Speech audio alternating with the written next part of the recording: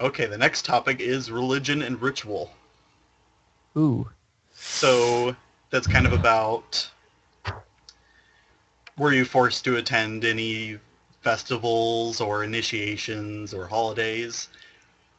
And was religion pushed upon you, or what were you taught about the gods and how life works and what to believe?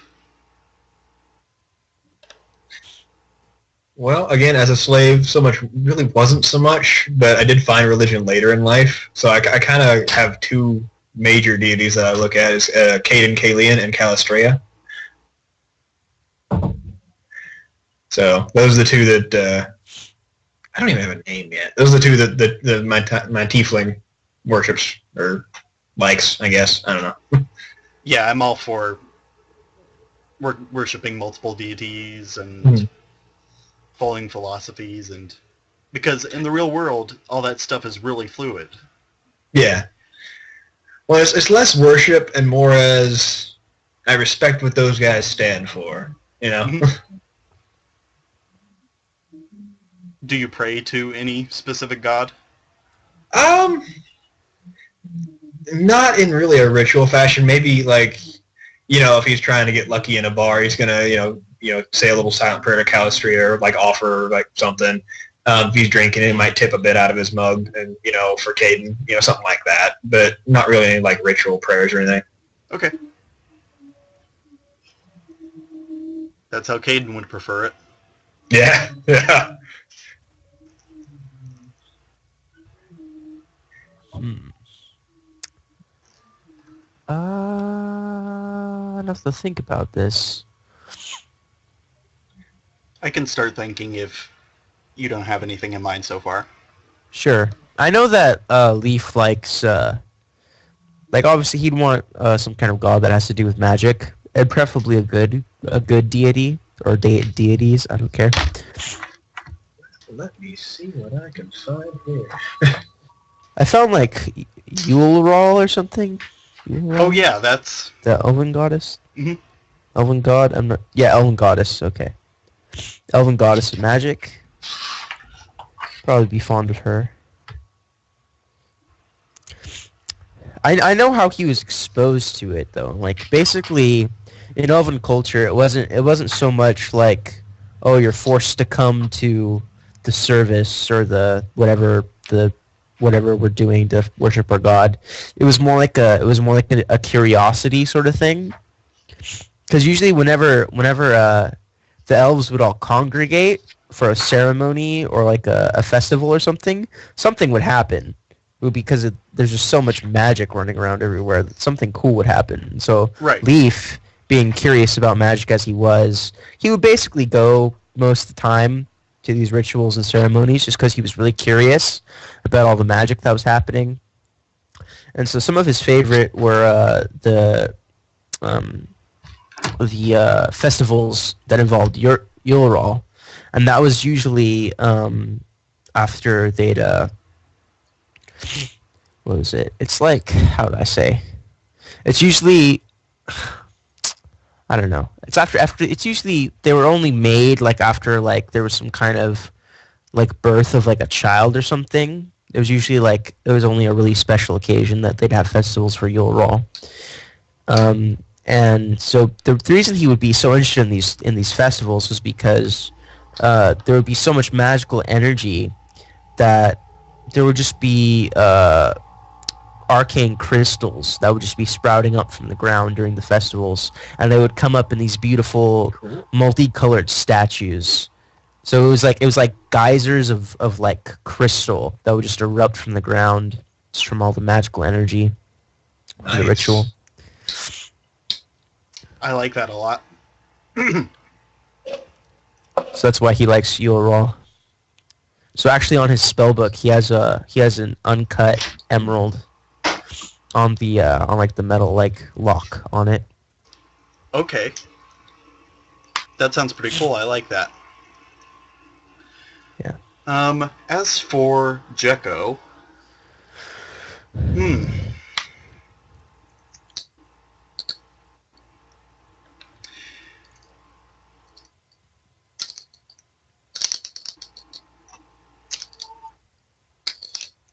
I'd say that his upbringing, he was kind of brought up in a dry, or really dry, boring sort of worship of Irori. And he didn't really like it at first because their religion was so dry, and it was more like, here, do this right thing, perfect yourself. Don't do this, don't do that.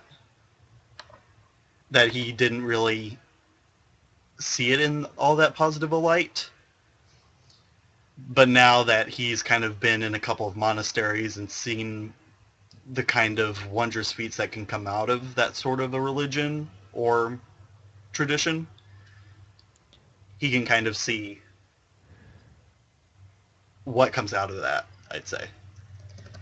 So I'm just going to put brought up in a dry religious environment.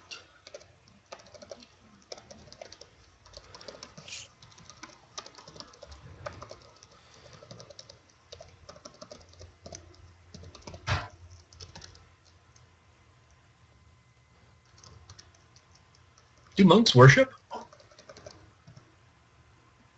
Irori is kind of viewed as the ideal example because he's the perfect man. He got to godhood simply by perfecting himself. Nice. All right. So basically just emulation as worship. Mm-hmm. Okay. Cool.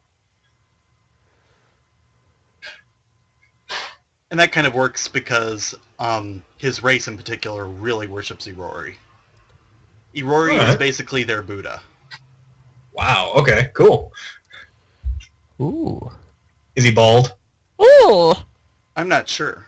He could. I hope he's bald. He must be bald.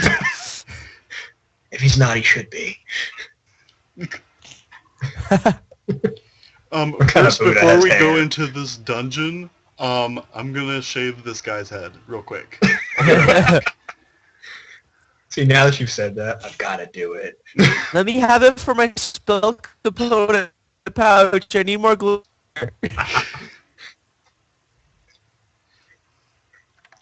What kind of spell would use orc hair? I'm sure there's something. Let me go look. I'll find something. Probably. Spell with orc hair component. Let me Google that. Look at that. Enlarged person. Huh. Huh. It may actually be. I don't know. That I sounds haven't like seen it anywhere so far. I never look at spell components, honestly. I think Unless it says something like it costs 8,000 gold, I don't look.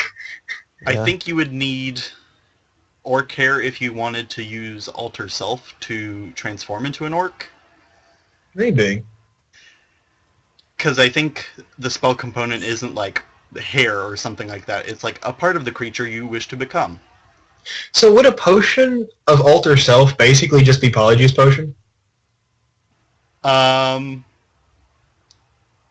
You're talking Harry Potter, right? Yeah, a little bit. Sorry. My nerd is showing. I don't know. I haven't watched Harry Potter that much. Well, so that's well, and it's sort of an obscure plot device for Harry Potter. But Polyjuice potion is essentially you brew the potion, you drop a piece of somebody or something in it, then you drink it, and you become that thing or person. Oh yeah, it would be kind of like something like that. I'm going to turn on the light in my room real quick because it's getting real dark. So if I wanted to ride video anyhow. So if I wanted to ride an orc as a mount, I would need some orc hair. And an orc. That It's not right. I wonder if we could make that happen. See, now I want a wagon pulled by a team of orcs. I think that'd be awesome. Nah, I'm against slavery. I can't do that. Yeah, I was just about to say, I'm like, Orcs aren't people. That doesn't count. Oh. Nah, he wouldn't do that.